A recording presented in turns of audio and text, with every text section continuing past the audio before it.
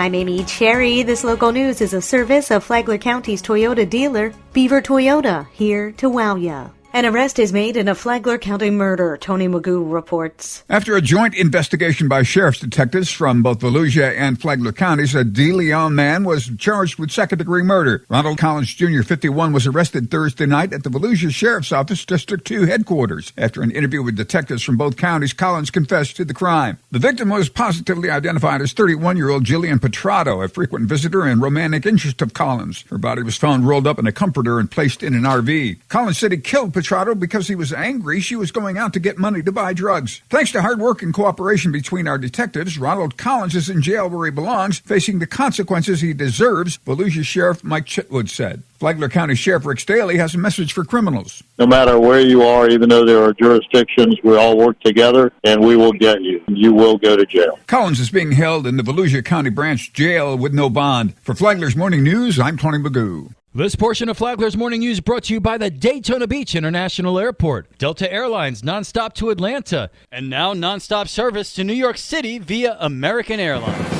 A local lawmaker says the next phase in the effort to bring a cutting-edge medical facility to Flagler County will likely be the hardest. John R. King has more. State Representative Paul Renner called the plan to try and get approval for $12 million from the legislature a heavy lift. The funding is needed for the University of North Florida's Medical Nexus project called UNF MedNex. It would be located in Palm Coast Town Center. The State University System's Board of Governors gave its okay to the plan earlier this year, but Renner says it'll be a much tougher task when the legislative session begins in Tallahassee, January 14th. It's a larger request in terms of money, but it's also a large area that's making the request. So from that standpoint, I think it's doable, but I don't want to predict victory. I'd rather underpromise and overdeliver than overpromise and underdeliver. And so we just have to wait and see whether we can get it done. UNF MedNex is described as a way to consolidate healthcare disciplines, technology development, research, and analytics into a collaborative hub of educational learning, development, and placement of students, as well as a hub of scholarly and technological advances in the healthcare field. The proposal involves a multi-level partnership between the university, the City of Palm Coast, Advent Health, Flagler County School District, and others. Flagler County Administrator Jerry Cameron previously said if it does move forward, UNF MedNex would represent the biggest thing to happen to the county in decades. Renner says there will be support from legislators across the Northeast Florida region, but with Governor DeSantis looking for $1 billion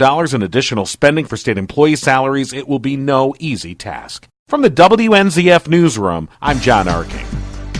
2019 was a better year for Flagler County residents, government officials say, for one big reason. And that is a new spirit of cooperation between the various agencies. County Administrator Jerry Cameron says Flagler Beach, Palm Coast, and Bunnell are all working together to problem solve in what he called a significant shift. He specifically mentioned his strong relationship with Palm Coast City Manager Matt Morton. I have absolutely no qualms about picking up the phone, calling Matt, asking him questions, or ask for his help.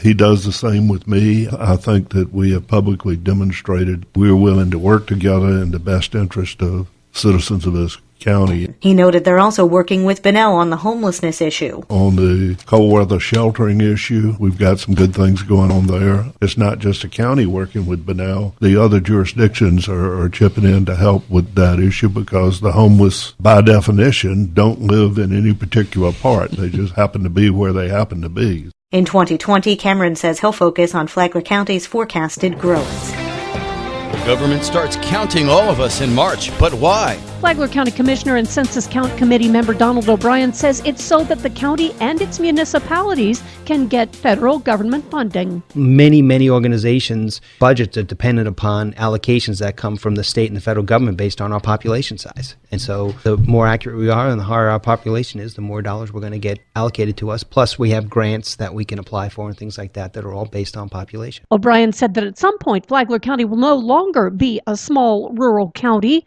but will move up to a larger county size based on the every decade census. To listen to the interview, download the Flagler Radio app and then go over to the Free for All Friday podcast. Tomorrow, Bunnell's $500,000 grant. From the WNZF Newsroom, I'm Deb Albertson. And now you're up to date on Flagler's Morning News. I'm Amy Cherry.